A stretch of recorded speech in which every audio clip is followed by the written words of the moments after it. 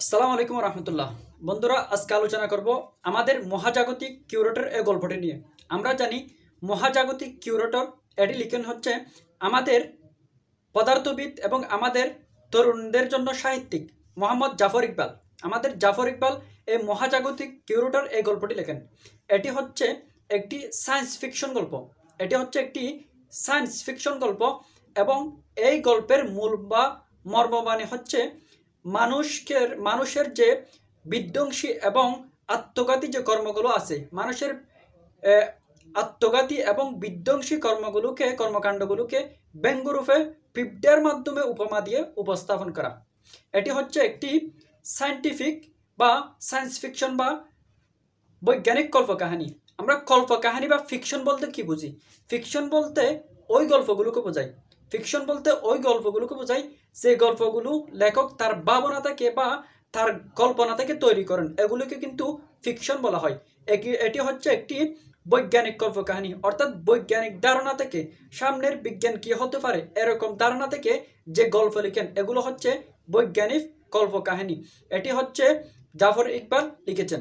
আমরা এর যে মূলভাব আছে এই মূলভাবটি পড়ে বিশ্লেষণ করার চেষ্টা করি। প্রথমে এর নামটি বিশ্লেষণ করি। এর নাম হচ্ছে মহাজাগতিক কিউরেটর। মহাজাগতিক অর্থ হচ্ছে মহাজগৎ সম্বন্ধীয়। আমরা মহাজগৎ অর্থাৎ এই যে এই ইউনিভার্স সম্পর্কেও কিন্তু এটি একটি গল্প। আমরা ইউনিভার্স বা মহাজগৎ বলতে কি বুঝি? ইউনিভার্স বা মহাজগৎ বলতে আমাদের এই পুরো ইউনিভার্সে বা বিশ্বে যে তারা, গ্রহ, নক্ষত্র, গ্যালাক্সি, ছায়াপথ এবং এমনকি ব্ল্যাক হোল মিলে সবটু মিলে যে আমাদের এই বিশ্ব ব্রহ্মাণ্ড আছে সেটাকে কিন্তু মহাজগৎ বলা হয়। এখানে আরেকটা শব্দ হচ্ছে কিউরেটর। কিউরেটর হচ্ছে এটি হচ্ছে ইংরেজি শব্দ। এটি হচ্ছে CURATUR কিউরেটর। কিউরেটর হচ্ছে একজন রক্ষক, যিনি জাদুঘর রক্ষা করেন বা জাদুঘর পরিচালনা করেন বা জাদুঘরের তত্ত্বাবধায়ক, যিনি জাদুঘরের তত্ত্বাবধায়ক হিসেবে থাকেন তাকে কিন্তু কিউরেটর বলা হয়। এখানে তাহলে কি দাঁড়ালো? মহাজাগতিক কিউরেটর। অর্থাৎ এখানে এমন কারো কথা বলা হচ্ছে যিনি মহাজগতে বা মহাজগতের কোনো একটা গ্রহে একটি মিউজিয়ামের বা একটি জাদুঘরের তত্ত্বাবধায়ক হিসেবে কি করেন? কাজ করেন। তাহলে এই গল্পের সাথে সম্পর্কটা কি? এখানে আমরা দেখতে পাই মহাজাগতিক কিউরেটরের মধ্যে মহাজগতের কোনো একটা গ্রহ থেকে দুজন প্রাণী বা দুজন কিউরেটর আমাদের এই পৃথিবীতে আসেন এবং এই পৃথিবীতে এসে তারা আমাদের মধ্যে যে প্রাণীগুলো আছে, বিশেষ করে আমাদের ভাইরাস ব্যাকটেরিয়া থেকে শুরু করে উভচর সরীসৃপ প্রাণী, ব্যাঙ, তারপর হচ্ছে সাপ, হরিণ, বাঘ, তারপর হাতি, তিমি এবং পাখি, এমনকি মানুষ সহ সবাইকে বিচার বিবেচনা করে যেটি সবচেয়ে বেশি বুদ্ধিমান এবং শ্রেষ্ঠ প্রাণী তাকে নিয়ে যায় এবং তারা সবচেয়ে বুদ্ধিমান প্রাণী হিসেবে কিন্তু পিঁপড়াকে নিয়ে যায় এই মহাজগৎ থেকে। তারা মহাজাগতিক কাউন্সিলের নেতৃত্বে আমাদের এই পৃথিবীর গ্রহে আসে এবং এখান থেকে সবচেয়ে বুদ্ধিমান প্রাণী হিসেবে কিন্তু তারা পিঁপড়াকে বেছে নেয়। এটি হচ্ছে মূল গল্পের সারমর্ম। আমরা একটু পড়ে পড়ে বোঝার চেষ্টা করি। প্রথম হচ্ছে সৌরজগতের তৃতীয় গ্রহটি কুটিয়ে কুটিয়ে দেখে তারা বেশ সন্তুষ্ট হলো। সৌরজগতের তৃতীয় গ্রহটি কুটিয়ে কুটিয়ে দেখে তারা বেশ সন্তুষ্ট হলো। সৌরজগৎ বলতে কি? সৌরজগৎ বলতে আমাদের সূর্যকেন্দ্রিক বিভিন্ন গ্রহ উপগ্রহ নিয়ে যেটি একটা সিস্টেম গঠিত সেটা কিন্তু সৌরজগৎ। আমাদের এই সৌরজগতের মধ্যে কিন্তু অনেকগুলো গ্রহ আছে, যেমন বুধ, পৃথিবী, তারপর হচ্ছে মঙ্গল, শুক্র এবং ইউরেনাস, তারপর হচ্ছে উপগ্রহ আছে যেমন চাঁদ। এরকম সবগুলো উপগ্রহ গ্রহ নিয়ে যে একটা সিস্টেম গড়ে উঠেছে সেটাকে কিন্তু এই সূর্যকেন্দ্রিক সিস্টেমকে কিন্তু সৌরজগৎ বলা হয়েছে। এই সব গ্রহগুলো কিন্তু সূর্যকে কেন্দ্র করে আবর্তন করে। এই সব গ্রহগুলো কিন্তু সূর্যকে কেন্দ্র করে আবর্তন করে বা ঘূর্ণায়মান থাকে, এটা মনে রাখবা। তাহলে এখানে বলা হচ্ছে সৌরজগতের তৃতীয় গ্রহটি বলতে কিন্তু পৃথিবীকে বোঝানো হয়েছে। সৌরজগতের তৃতীয় গ্রহ বলতে পৃথিবীকে বোঝানো হয়েছে। এখানে তৃতীয় বলতে দুটো ভাবে হতে পারে। একটা হচ্ছে আকারের দিক দিয়ে তৃতীয়, আরেকটা হচ্ছে দূরত্বের দিক দিয়ে তৃতীয়। এখানে কিন্তু দূরত্বের দিক দিয়ে বা দূরত্ব বা ডিস্টেন্সের দিক দিয়ে তৃতীয়টি বোঝানো হয়েছে। আমরা জানি সূর্যের একদম কাছাকাছি অবস্থান করা হচ্ছে বুধ, তারপরে হচ্ছে শুক্র, এবং তৃতীয় নম্বর স্থানে অবস্থান করে কিন্তু আমাদের পৃথিবী। সেজন্য হচ্ছে সূর্যের তৃতীয় গ্রহটি, সেজন্য বলা হচ্ছে সূর্যের তৃতীয় গ্রহটি কুটিয়ে কুটিয়ে থেকে তারা বেশ সন্তুষ্ট হলো। কেন সন্তুষ্ট হলো? কোনো একটা রিজন তো থাকবে। রিজন বলতেছে প্রথম প্রাণীটি বলল এখানে প্রাণের বিকাশ হয়েছে। তাহলে কোন প্রাণীটি বলল? প্রথম প্রাণীটি বলল, কিউরেটরের মধ্যে প্রথম কিউরেটর বা প্রথম প্রাণীটি বলল এখানে প্রাণের বিকাশ হয়েছে। এটি কিন্তু রাজশাহী বিশ্ববিদ্যালয়ের একটি প্রশ্ন। কোন কিউরেটর বলেছে? প্রথম কিউরেটর বলেছে এখানে প্রাণের বিকাশ হয়েছে। আমরা জানি আমাদের পৃথিবী বাদে কিন্তু আর কোনো গ্রহে বিজ্ঞানীরা আজও পর্যন্ত প্রাণের অস্তিত্ব খুঁজে পায়নি। আমাদের পৃথিবীতে কেন প্রাণ আছে, আমাদের পৃথিবীতে কেন জীবন আছে? কারণ আমাদের পৃথিবীতে কিন্তু জলবায়ু আছে, আমাদের পৃথিবীতে কিন্তু পানি আছে। একটা মেন উপাদান হচ্ছে পানি, জীবের জন্য একটা মেন উপাদান হচ্ছে পানি। অন্যান্য গ্রহের মধ্যে আমরা পানি দেখতে পাই না, সেজন্য কিন্তু ওখানে জীবন নয়। কিন্তু আমাদের পৃথিবীতে পানি থাকায় আমাদের পৃথিবীতে কি আছে? জীবন আছে। তাহলে প্রথম যে কিউরেটর সেটি বলল এখানে প্রাণের বিকাশ হয়েছে। তখন দ্বিতীয় প্রাণটি বলে হ্যাঁ, বেশ পরিণত প্রাণ, বেশ পরিণত প্রাণ, অনেক ভিন্ন ভিন্ন ধরনের প্রজাতি, একেবারে ক্ষুদ্র এক কুশি থেকে শুরু করে লক্ষ কোটি কুশের প্রাণী। অর্থাৎ হ্যাঁ, এখানে প্রাণের কি দেখতে পাচ্ছি? অস্তিত্ব দেখতে পাচ্ছি। একদম কি প্রাণ? একদম হচ্ছে পরিণত প্রাণ, ভিন্ন ভিন্ন প্রজাতি। এখানে কিন্তু ভিন্ন ভিন্ন প্রজাতি আছে। এখানে বাঘ ভাল্লুক থেকে শুরু করে ব্যাকটেরিয়া, বাঘ ভাল্লুক থেকে শুরু করে কিন্তু একদম ছোট ছোট প্রাণী, ভাইরাস, ছত্রাক, ফাঙ্গি এবং যে ব্যাকটেরিয়া আছে এগুলোর কিন্তু অস্তিত্ব পাওয়া যায়। এবং বলা হচ্ছে এককুশি থেকে শুরু করে বহুকুশি পর্যন্ত প্রাণী। আমরা জানি আমরা যারা জীব আছি তারা কিন্তু কোষ নিয়ে গঠিত। আমাদের যে সবার যে মূল উপাদান আছে সেটি হচ্ছে কোষ। এখানে পৃথিবীর মধ্যে এককুশি প্রাণীও আছে, বহুকুশি প্রাণীও আছে। পৃথিবীর মধ্যে এককুশি প্রাণীও আছে, বহুকুশি প্রাণীও আছে। এককুশি প্রাণী যেমন অ্যামিবা, কিছু কিছু ব্যাকটেরিয়া, এগুলো হচ্ছে এককুশি প্রাণী। আর আমরা হচ্ছে বহুকুশি প্রাণী। আমরা যারা মানুষ, পাখি বা বাঘ ভাল্লুক আছি তারা কিন্তু বহুকুশি প্রাণী। এই কোষ জিনিসটা কি? এই কোষ জিনিসটা হচ্ছে আমাদের গাঠনিক, আমরা যে শরীর গঠন করছি এই গঠনের কিন্তু একক হচ্ছে কোষ, একে সেল বলা হয়। আমরা জানি আমাদের এই কোষগুলো কিন্তু অনেকগুলো কোষ মিলে একটা টিস্যু গঠিত হয়। একটা টিস্যু কিন্তু একটা একটা কাজ কি সম্পাদন করতে পারে, একটা নির্দিষ্ট কাজ সম্পাদন করতে পারে।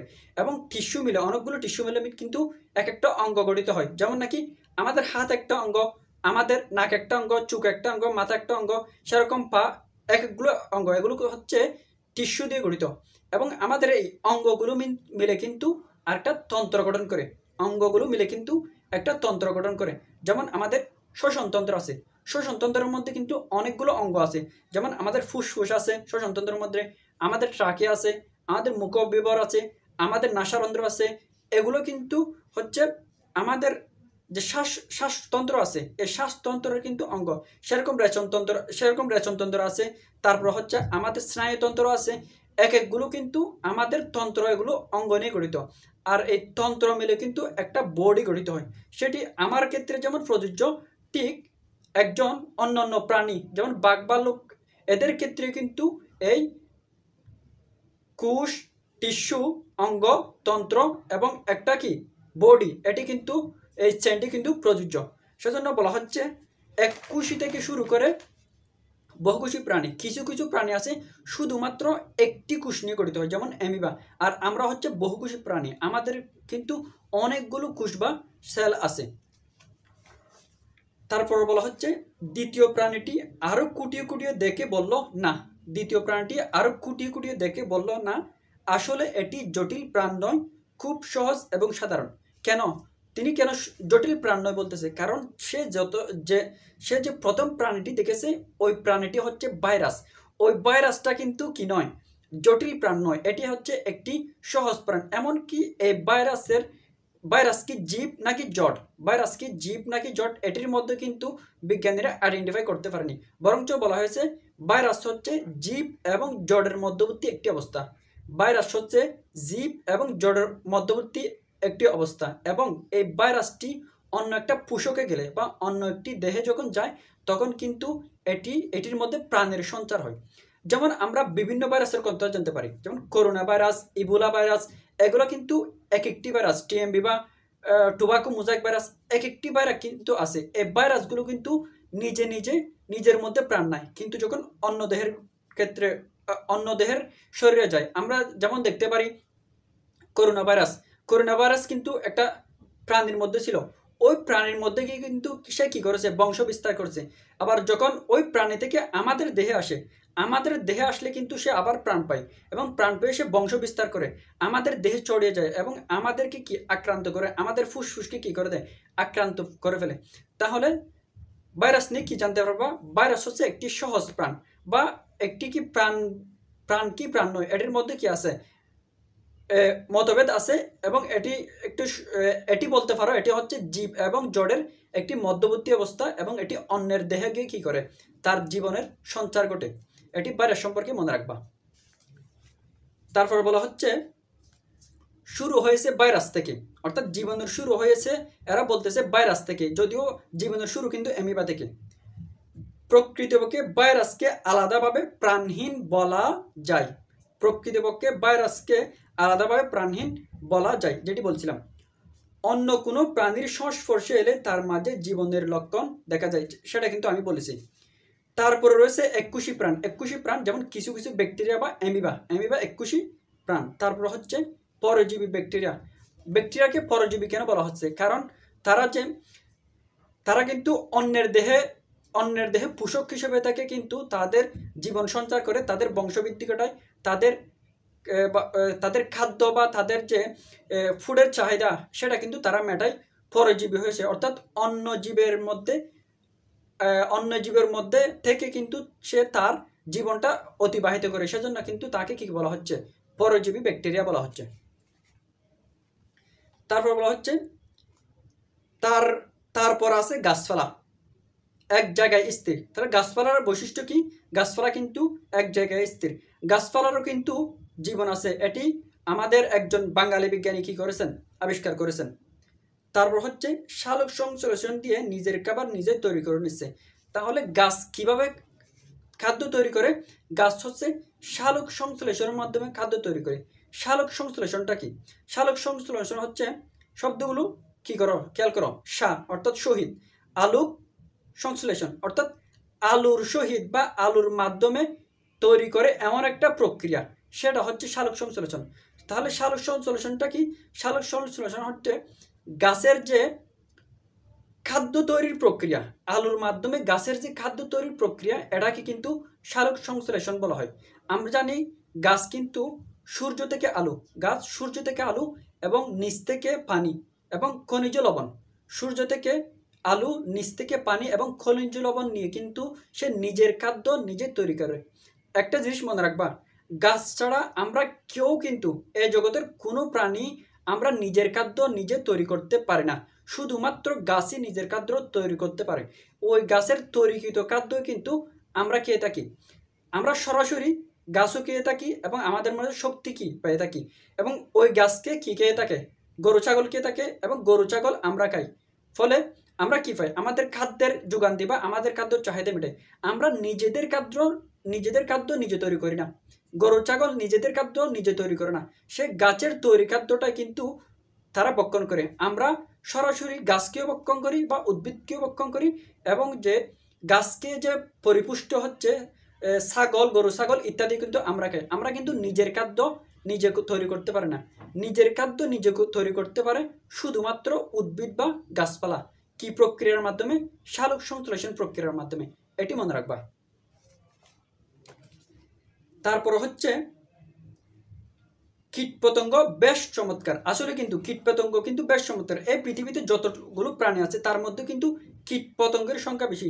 আমরা পরিপারা, নিডারিয়া থেকে শুরু করে আর্থোপোডা, যে একাইনোডার্মাটা, নেমাটোডা, এগুলো কিন্তু প্লাটিহেলমিনথেস, এগুলো কিন্তু সবগুলো কীটের অন্তর্ভুক্ত। আমাদের পৃথিবীতে কিন্তু কীটের সংখ্যাই বেশি, এবং তাদের মধ্যে এক এক বৈচিত্র্য আছে।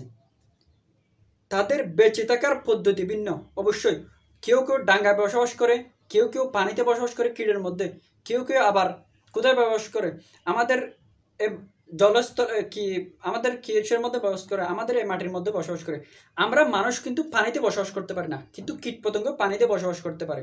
আমরা শুধু এইখানে মাটির মধ্যে বসবাস করতে পারি, কিন্তু কীটপতঙ্গের পদ্ধতি বা জীবন ধারণ পদ্ধতি ভিন্ন। তারা পানিতে বলো, তারপর মাটিতে বলো, গাছে বলো, সব কোথায় কিন্তু তারা জীবন ধারণ করতে পারে বা তাদের জীবন চালিয়ে নিয়ে যেতে পারে। সেজন্য বলা হচ্ছে তাদের বেঁচে থাকার পদ্ধতি ভিন্ন। কেউ কেউ কীটপতঙ্গ অন্য কীটপতঙ্গ খেয়ে বেঁচে থাকে, কোনো কোনো কীটপতঙ্গ অন্য ছোট কীটপতঙ্গ খেয়ে বেঁচে থাকে, আর কোনো কোনো কীটপতঙ্গ কিন্তু বিভিন্ন অ্যামিবা ব্যাকটেরিয়া খেয়ে বেঁচে থাকে। তাই তাদের জীবন পদ্ধতি বা বেঁচে থাকার পদ্ধতি ভিন্ন। তারপরে বলা হচ্ছে তাকিয়ে দেখো কত রকম কীটপতঙ্গ। ও কিউরেটর একজন বলতেছে আর কি, তাকিয়ে দেখো কত রকম কীটপতঙ্গ। পানিতেও নানা ধরনের প্রাণী আছে, পানিতেও নানা ধরনের প্রাণী আছে, তাদের বেঁচে থাকার পদ্ধতি ভিন্ন। আমরা জানি পানির মধ্যে কিন্তু অনেক ধরনের প্রাণী আছে। পৃথিবীর যে প্রাণী আছে তাদের বেশিরভাগ প্রাণী কিন্তু এই কিসের মধ্যে? পানির মধ্যে আছে। আমরা জানি পৃথিবীতে যে বিষাক্ত সাপ আছে, যদি 100টা বিষাক্ত সাপ থাকে তার মধ্যে কিন্তু 80টা পানির মধ্যে আছে, আর 20টা ধরো আমাদের এই ডাঙ্গায় বা আমাদের স্থলভাগে আছে। সেটা কিন্তু মনে রাখবা। পৃথিবীর বেশিরভাগ প্রাণী কিন্তু এই জলে। ডাঙ্গাতেও নানা ধরনের প্রাণী, কিছু কিছু শীতল রক্তের, কিছু কিছু উষ্ণ রক্তের। ডাঙ্গা বলতে কি? ডাঙ্গা বলতে হচ্ছে আমাদের এই যে তীর আছে বা কোনো একটা নদীর উপরে দ্বীপস্থান, সেটাকে ডাঙ্গা বলা যায়। বা যে নদীর যে তীর আছে বা নদীর যে কুল আছে সেটা কিন্তু ডাঙ্গা বলা যায়। এই কিছু কিছু প্রাণী আছে ডাঙ্গার মধ্যে। আবার বলা হচ্ছে কিছু কিছু প্রাণী শীতল রক্তের আর কিছু কিছু প্রাণী উষ্ণ রক্তের। এবার আসো শীতল রক্তের প্রাণী আর উষ্ণ রক্তের প্রাণী কারা, এটা চিহ্নিত করি। শীতল রক্তের প্রাণী হচ্ছে ওই প্রাণীগুলোকে বলা হয় যে প্রাণীগুলোর শরীরের তাপমাত্রা বাহ্যিক পরিবেশ অনুযায়ী নিয়ন্ত্রিত হয়। যে প্রাণীগুলোর শরীরের তাপমাত্রা বাহ্যিক পরিবেশ অনুযায়ী নিয়ন্ত্রিত হয় তাদেরকে কিন্তু শীতল রক্তের প্রাণী বলা হয়। যদি এক কথায় বলি সেটা হচ্ছে যে প্রাণীগুলোর তাপমাত্রা, শরীরের তাপমাত্রা বাহ্যিক তাপমাত্রার উঠানামা করে বা পরিবর্তন ঘটে, সেটা হচ্ছে শীতল রক্তের প্রাণী। যেমন হচ্ছে ব্যাঙ একটি প্রাণী। যদি আজকের পরিবেশের তাপমাত্রা যদি হয় 20°C, তাহলে ব্যাঙের শরীরের তাপমাত্রা হবে 20°C। যদি ধরো 30°C, তাহলে ব্যাঙের শরীরের তাপমাত্রা হবে 30°C। এরকম যে সরীসৃপ বা উভচর প্রাণী আছে তাদের ক্ষেত্রে বেশিরভাগই কিন্তু শীতল রক্তের প্রাণী। সেজন্য তোমরা শুনে থাকবে, তুমি যদি ব্যাঙকে একটা বাক্সের মধ্যে বা একটি ডেকচির মধ্যে রেখে যদি এর নিচে জাল দাও, আর যদি তাপমাত্রা বাড়তে থাকে অত গরম হতে থাকে, সে কিন্তু মারা যাবে না। কারণ সে তাপমাত্রা বাড়ার সাথে সাথে নিজের শরীরের তাপমাত্রাও বাড়িয়ে নেবে, ফলে সেটা তাকে আর কোনো ব্যাড এফেক্ট ফেলতে পারবে না। কিন্তু আমরা যারা উষ্ণ রক্তের প্রাণী উষ্ণ রক্তের প্রাণী কারা? মানুষ, বাঘ, পাখি, আমরা যা দেখতে পাই তারা কিন্তু বেশিরভাগ উষ্ণ রক্তের প্রাণী। উষ্ণ রক্তের প্রাণীর শরীরের তাপমাত্রা কিন্তু ফিক্সড বা স্থির থাকে। তাদের শরীরের তাপমাত্রা পরিবেশের তাপমাত্রার উপর কি করে না, নির্ভর করে না। যেমন আজকে যদি 20°C তাপমাত্রা হয়, আমাদের শরীরের তাপমাত্রা কিন্তু 20° হয় না। আমাদের শরীরের তাপমাত্রা 80-90 ওদিকের দিকে থাকে, 80-90°F ওদিকের দিকে থাকে। আমাদের শরীরের তাপমাত্রা কিন্তু বাহ্যিক পরিবেশের তাপমাত্রার সাথে কি হয় না, পরিবর্তন হয় না। সেজন্য বলা হচ্ছে কিছু কিছু শীতল রক্তের, কিছু কিছু উষ্ণ রক্তের প্রাণী। উষ্ণ রক্তের স্তন্যপায়ী প্রাণীদের একটির ভিতরে আবার অত্যন্ত নিম্ন স্তরের বুদ্ধির বিকাশ হয়েছে, কোথাও কোথাও প্রকৃতিকে নিয়ন্ত্রণ করার চেষ্টা করছে। আমরা হচ্ছে স্তন্যপায়ী প্রাণী। স্তন্যপায়ী প্রাণী কারা? স্তন্যপায়ী প্রাণী হচ্ছে ওই প্রাণী যেটি তার বাচ্চাকে দুধের মাধ্যমে পালে, দুধের মাধ্যমে বড় করে বা দুধ খাওয়াইয়ে বড় করে, সেটা হচ্ছে স্তন্যপায়ী। স্তন্যপায়ী প্রাণী যেটি তার বাচ্চাকে দুধ পান করার মাধ্যমে বড় করে, সেটাকে বলা হয় স্তন্যপায়ী প্রাণী। আমরা কিন্তু স্তন্যপায়ী প্রাণীর মধ্যে একটা নিম্ন শ্রেণীর প্রাণী, আমাদের চেয়ে বড় বড় প্রাণী কিন্তু আছে, ডাইনোসর আছে, বাঘ ভাল্লুক আছে। আমাদের কিন্তু বুদ্ধির বিকাশ ঘটেছে। আমাদের নিম্ন শ্রেণীর প্রাণীর হয়ে কিন্তু আমাদের মধ্যে বুদ্ধির বিকাশ করেছে, আমরা কিন্তু প্রকৃতিকে নিয়ন্ত্রণ করার চেষ্টা করছি। আমরা কিন্তু বিভিন্ন বাতাসকে কাজে লেগে শক্তি তৈরি সৃষ্টি করতেছি। আমরা পানিকে কাজে লাগিয়ে আমরা পানির মধ্যে বাদ দিয়ে কিন্তু বিদ্যুৎ তৈরির চেষ্টা করতেছি। সেজন্য বলা হচ্ছে তারা কিন্তু প্রকৃতিকে নিয়ন্ত্রণ করার চেষ্টা করতেছি। কারা? আমরা মানুষরা।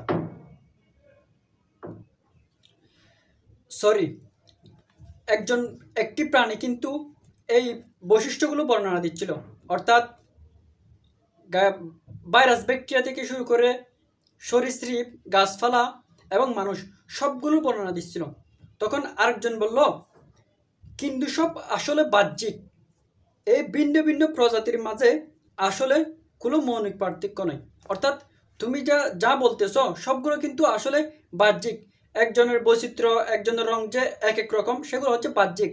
একজনের গঠন যে এক এক রকম, সেগুলো হচ্ছে বাহ্যিক। কিন্তু এদের যে মৌলিক বা যে অভ্যন্তরীণ গঠন, এদের অভ্যন্তরীণ গঠন কিন্তু সবই একই।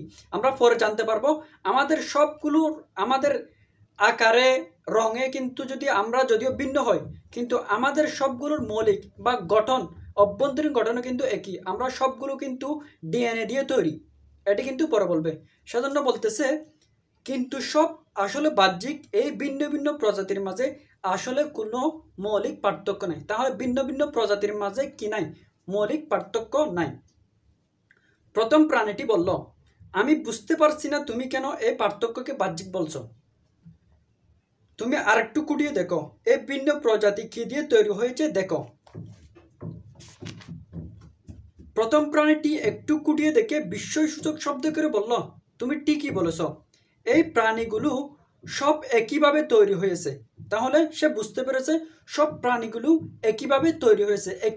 কিভাবে তৈরি হয়েছে তার যুক্তি কি? সব প্রাণীর জন্য মূল গঠনটি হচ্ছে ডিএনএ। সব প্রাণীর জন্য মূল গঠনটি হচ্ছে ডিএনএ। সব প্রাণীর ডিএনএ একই রকম, সবগুলো একই বেস পেয়ার দিয়ে তৈরি। তাহলে যদিও আমরা বিভিন্ন প্রজাতি, মানুষ প্রজাতি, ব্যাঙ প্রজাতি বা যে বিভিন্ন প্রজাতি আছে, বিভিন্ন প্রজাতির বাহ্যিক গঠন ভিন্ন, কিন্তু আমাদের মৌলিকত্বে বা আমাদের মৌলিক গঠনে কিন্তু আমরা সবাই একই। আমরা সবাই কি দিয়ে তৈরি? আমরা হচ্ছে ডিএনএ দিয়ে তৈরি। ডিএনএ কি?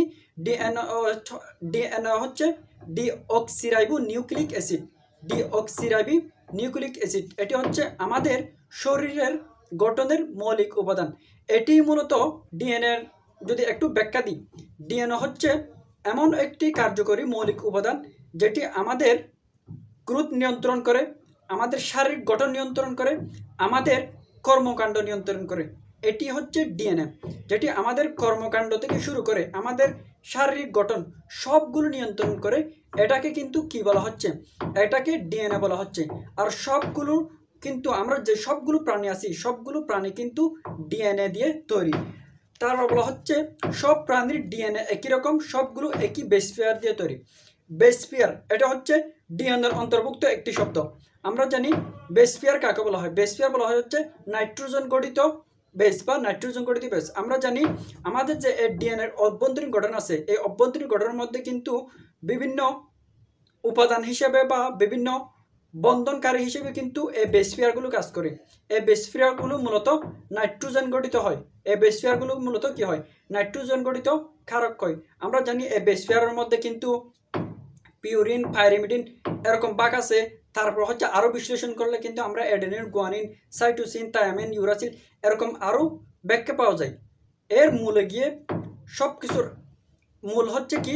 ডিএনএ এবং বেস পেয়ার। এই সব কিছুর মূল গিয়ে আমরা বলতে পারি এগুলো হচ্ছে এমন কিছু মৌলিক উপাদান। ডিএনএ, বেস পেয়ার এগুলো হচ্ছে এমন কিছু মৌলিক উপাদান যেটি আমাদের শারীরিক গঠন, আমাদের বৃদ্ধি, আমাদের কালার, আমাদের ব্যবহার ইত্যাদি নিয়ন্ত্রণ করে। তাকে কিন্তু এই ডিএনএ এবং বেস পেয়ার দিয়ে তিনি বোঝানো হয়েছে। এবং তিনি বলতে চাচ্ছেন আমাদের এই সবগুলো প্রজাতির মধ্যে আকার আকৃতি ভিন্ন হলেও কিন্তু আমাদের গঠনে বা আমাদের মৌলিকত্ব কিন্তু আমরা ডিএনএ, বেস পেয়ার দিয়ে তৈরি। আশা করি বুঝতে পেরেছ।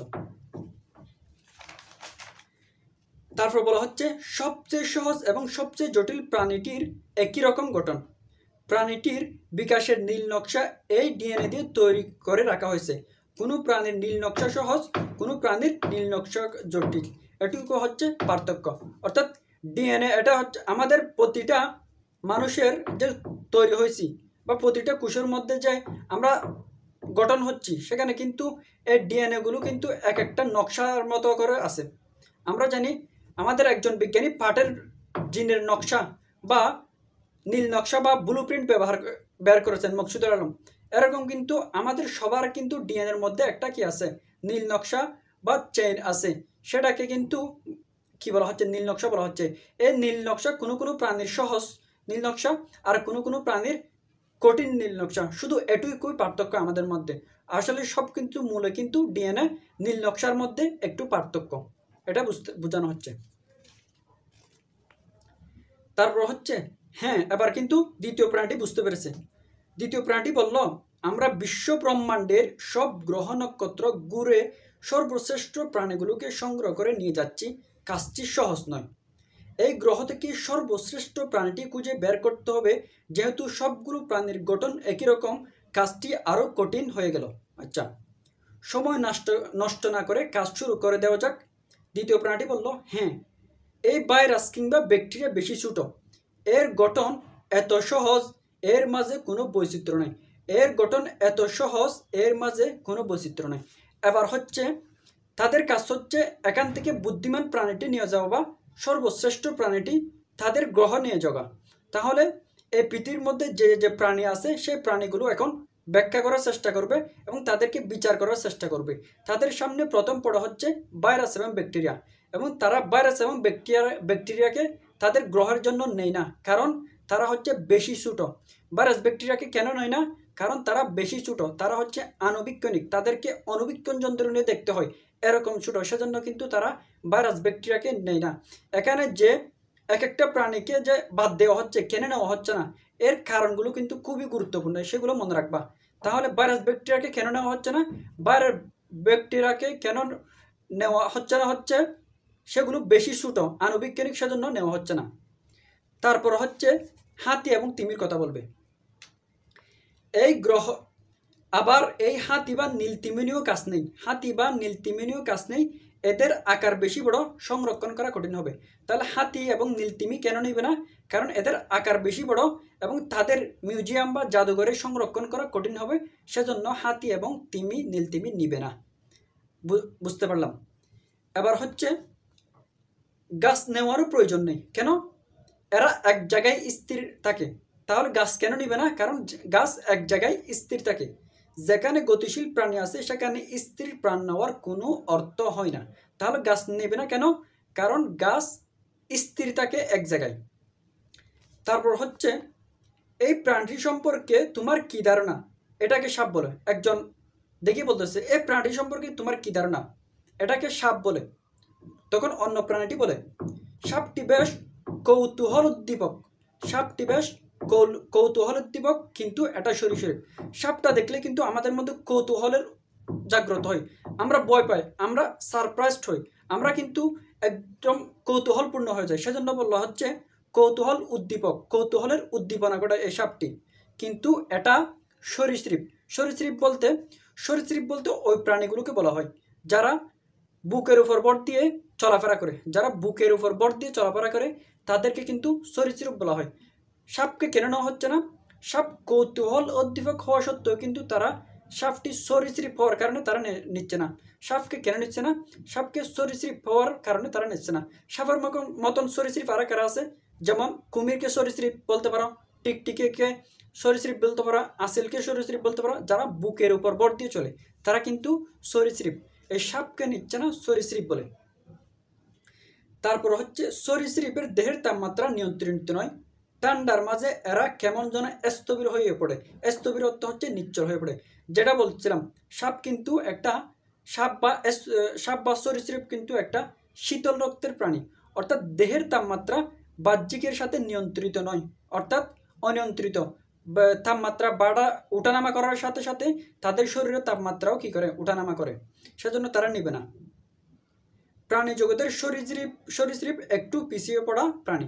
তাহলে প্রাণী জগতে সরীসৃপ একটু কি পিছিয়ে পড়া প্রাণী? এটি কিন্তু কুমিল্লা বিশ্ববিদ্যালয়ের একটি প্রশ্ন। প্রাণী জগতের কোন প্রাণীটি পিছিয়ে পড়া প্রাণী? সেটা হচ্ছে সরীসৃপ। সরীসৃপ প্রাণীটি প্রাণী জগতের পিছিয়ে পড়া প্রাণী? এটি একটা এমসিকিউ প্রশ্ন হতে পারে। তারপর বলা হচ্ছে ঠিকই বলেছো, আরেকজন বলতে ঠিকই বলেছো, তাহলে সরীসৃপ নিয়ে কাজ নেই।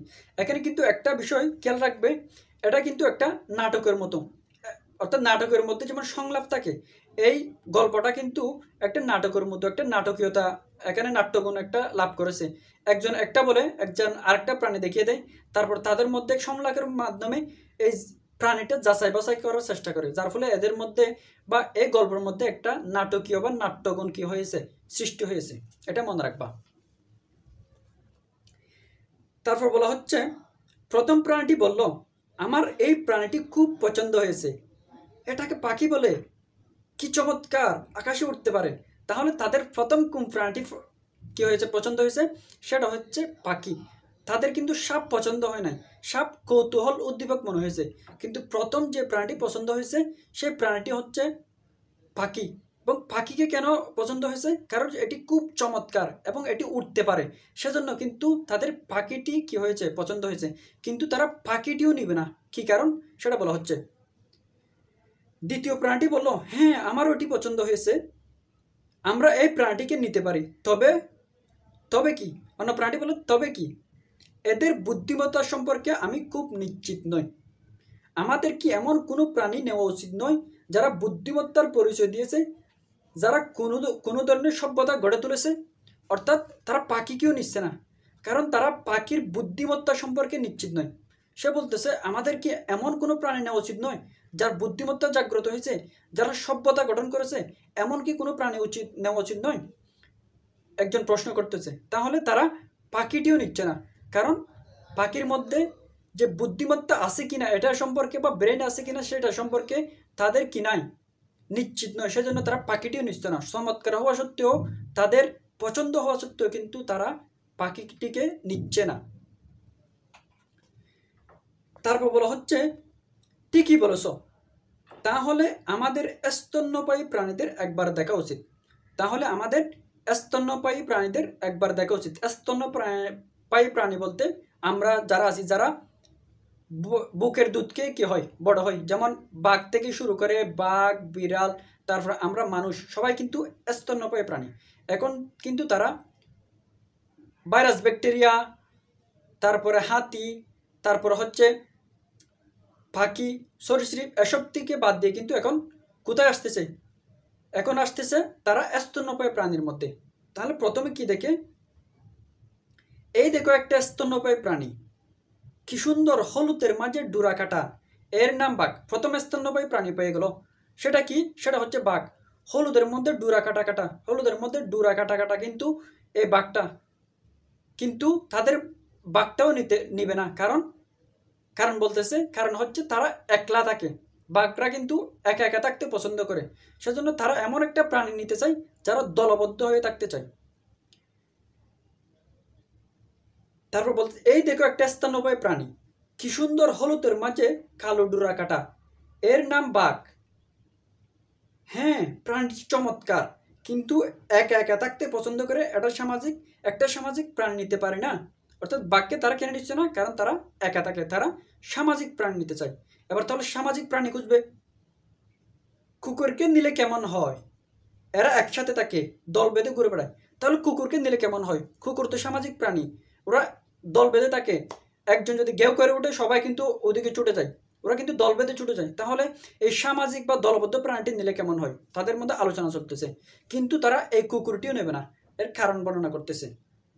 প্রথম প্রাণীটি বলল, এই প্রাণীটিকে মানুষ পুষ মানিয়ে রেখেছে, অর্থাৎ মানুষ অ্যাডপ্ট করে নিয়েছে, প্রাণীটা নিজেদের স্বকীয়তা হারিয়ে ফেলেছে। ঠিকই বলেছ, গৃহপালিত প্রাণীগুলোর মাঝে স্বকীয়তা লোপ পেয়েছে, একটা খাঁটি প্রাণী নেওয়া প্রয়োজন, হরিণকে নিলে কেমন হয়। তাহলে তারা কুকুরকেও নিচ্ছে না, কুকুরটি সামাজিক এবং দলবদ্ধ প্রাণী হওয়া সত্ত্বেও কিন্তু তারা কুকুরকে নিচ্ছে না, কারণ কুকুর হচ্ছে নিজের স্বকীয়তা হারিয়ে ফেলেছে, তারা মানুষের পুষ মেনে নিয়েছে, তারা নিজের মতো করে কোনো কিছু করতে পারে না, তারা মানুষ দিলে খায় বা মানুষ যা করতে বলে তা কিন্তু করে। আমরা কিন্তু একদম পুষ মারা কুকুর দেখি, আমরা কিন্তু বিভিন্ন আর্ম যে কি আছে, আর্ম পুলিশ আছে বা আর্ম বাহিনী আছে, তাদের মধ্যে কিন্তু এই ফুসমানা কুকুরগুলোতে কি সেরকম আমাদের গৃহপালিত যে কুকুর আছে সেগুলো কিন্তু গৃহস্থের অধীনে থাকে, সেজন্য তারা স্বকীয়তা হারিয়ে ফেলেছে। আর স্বকীয়তা হারিয়ে ফেলায় তারা কাকে নিচ্ছে না, তারা কুকুরকে নিচ্ছে না। তারপর তাদের চুপ যায় হচ্ছে হরিণের দিকে। আবার কিন্তু তারা হরিণও নেবে না, কেন নিচ্ছে না তা দেখি। হরিণকে নিলে কেমন হয়? তৃণভোজী প্রাণী, এর অর্থ জানো কি? এরা এদের দীর্ঘ সময় খেতে হয়, বেশিরভাগ সময় এটা ঘাস লতা পাতা খেয়ে কাটায়, বেশিরভাগ সময় এটা ঘাস লতা পাতা খেয়ে কাটায়। ঠিকই বলেছ, আমরা দেখছি কোনো প্রাণী পছন্দ করতে পারছি না, তাহলে তাদের চোখ গেলেও হরিণের দিকে, কিন্তু তারা হরিণটিও নিতে পারছে না, কারণ হরিণ হচ্ছে একটা তৃণভোজী প্রাণী। তৃণ অর্থ কি? তৃণ অর্থ হচ্ছে ঘাস, তারা ঘাস খেয়ে কাটায়, ঘাস খেয়ে কাটায়, ঠিক আছে, তবে আবার ঘাসগুলো তাদের সবসময় খেতে হয়।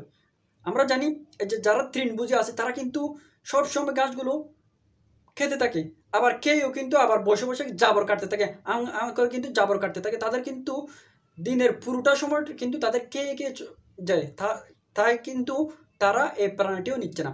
তাহলে এ পর্যন্ত হচ্ছে প্রথম পর্ব। আমি এই প্রথম পর্বটার একটু সামারি টানার চেষ্টা করি। মহাজাগতিক দুজন কিউরেটর তাদের মহাজগতের জাদুঘরে সংরক্ষণের জন্য পৃথিবী থেকে একটি প্রাণী, বুদ্ধিমান প্রাণী, তারা তাদের মহাজগতের জাদুঘরে নিয়ে যেতে চায়। সেজন্য কিন্তু তারা এক একটা প্রাণী দেখতে শুরু করে এবং বিচার করতে শুরু করে। প্রথমে ভাইরাস ব্যাকটেরিয়াকে দেখে তারা ছোট বলে ভাইরাস ব্যাকটেরিয়া নেয় না। তারপর হচ্ছে তারা কোনটি দেখতে পায়, তারা হচ্ছে সরীসৃপ দেখতে পায়। সরীসৃপ কেন নেয় না? সরীসৃপ হচ্ছে তারা সরীসৃপ নেয় না হচ্ছে সরীসৃপ কেন নেয় না? সরীসৃপ হচ্ছে তারা পিছিয়ে পড়া প্রাণী, সেজন্য কিন্তু তারা নেয় না। তারপর তারা কি দেখে? তারপর হাতি এবং যে নীলতিমি আছে, নীলতিমি বড় হওয়ার নেয় না। তারপর হচ্ছে গাছপালা নেয় না, কারণ গাছপালা হচ্ছে এক জায়গায় স্থির থাকে। তারপর কিন্তু তারা স্তন্যপায়ী প্রাণীর দিকে যায়। স্তন্যপায়ী প্রাণী হিসেবে প্রথম বাঘকে দেখে। তারা বাঘকে নেয় না, কারণ বাঘ হচ্ছে একাকী থাকা প্রাণী বা একাকিত্ব পছন্দ করে, সেজন্য কিন্তু তারা বাঘকে নেয় না। তারপর হচ্ছে তারা কুকুরের দিকে তাকায়। তারা কুকুরকে নিতে চায়, কিন্তু কুকুর নেয় না, কারণ কুকুর হচ্ছে কি? কুকুর হচ্ছে তার স্বকীয়তা হারিয়ে ফেলেছে। তারপর তারা হরিণের দিকে যায়, কিন্তু হরিণও তাদের পছন্দ হয় না। কেন? কারণ তারা তৃণভোজী খায় এবং যে তার জীবনের বা তার দিনের একটা বিশাল অংশ বা সিংহভাগ শুধু তারা খেয়ে কাটায়, শুধু খাদ্য খেয়ে কাটায়, সেজন্য কিন্তু তারা এই প্রাণীটিও নাচ্ছে না। তাহলে তাদের নেক্সট প্রাণীটি কোনটি সেটা কিন্তু পরের পর্বে আসছি। যদি তোমরা কোনো বিষয় না বুঝে থাকো তাহলে অবশ্যই কমেন্টে জানাবা এবং তোমরা চাইলে আমাকে ব্যক্তিগতভাবে ফেসবুকে কিন্তু আমাকে নক দিতে পারো কোনো জিনিস যদি না বুঝো। জাযাকুমুল্লাহ ফর ওয়াচিং।